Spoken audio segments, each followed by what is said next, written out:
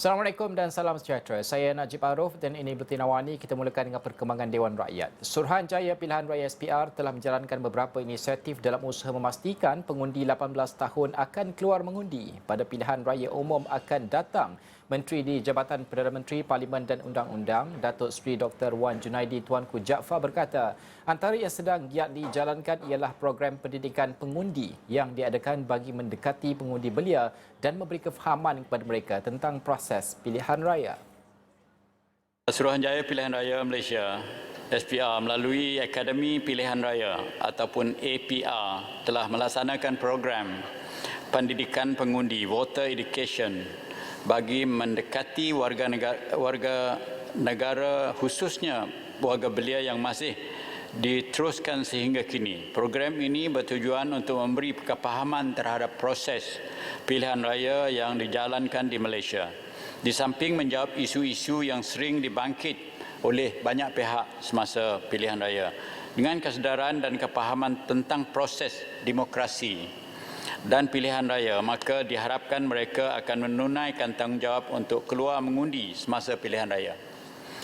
Sejak pandemik COVID-19 melanda negara dan di Perintah Kawalan Pergerakan PKP yang diumumkan oleh kerajaan, Akademi telah memperkenalkan program pendidikan pengundi secara maya ataupun virtual voter education sebagai alternatif dalam melaksanakan program pendidikan pengundi yang dilaksanakan secara bersemuka sebelum pandemik COVID-19 berlaku.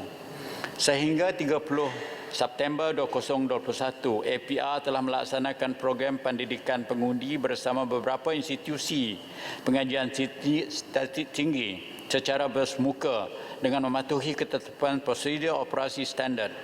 Standard Operating Procedure melibatkan penyertaan seramai 2,740 orang pelajar, manakala program pendidikan pengundi secara maya pula adalah sebanyak 152 program dengan 50,858 jumlah tontonan. Selain itu, Datuk Yang Mentua APR mengambil inisiatif perkongsian secara maya dalam media sosial melalui platform Facebook, YouTube, Instagram, Twitter, TikTok yang pada ketika ini merupakan trend belia dan anak muda. Inisiatif ini diambil sebagai menggalakkan pengundi 18 tahun keluar mengundi pada pilihan raya umum nanti.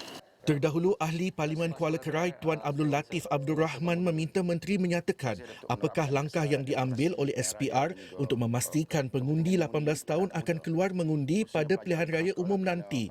Dalam pada itu, Wan Junaidi juga menjawab soalan tambahan daripada Ahli Parlimen Setiawangsa Nik Nazmi Nik Ahmad dengan menjelaskan mengapa kerajaan perlu menunggu keputusan mahkamah berkaitan pelaksanaan undi 18. Time frame ataupun jangka masa untuk pelaksanaan di bawah pindaan ini ialah dalam masa hingga pada tahun 2023. Itulah makanya kalau kita lihat the timeline yang diletakkan oleh pihak SPR, pelaksanaan semua proses ini akan siap pada bulan September 2022 dan sistem ini akan berjalan lancar. Kena banyak perkara perlu dibuat, contohnya electoral roll kena dibersihkan daripada yang telah meninggal, yang gila, yang sakit dan sebagainya ataupun yang masuk penjara. Begitu juga mereka yang umur lebih daripada 90 tahun yang kita ketahui melebihi jumlah 7,000 sekarang, umur 90 hingga 160 tahun yang belum lagi dibersihkan daripada kertas daftaran pengundi. Jadi itulah makanya time frame itu bukan menyangkakan sistem ini boleh dilaksanakan dalam masa yang terdekat selepas perlembagaan dipinda.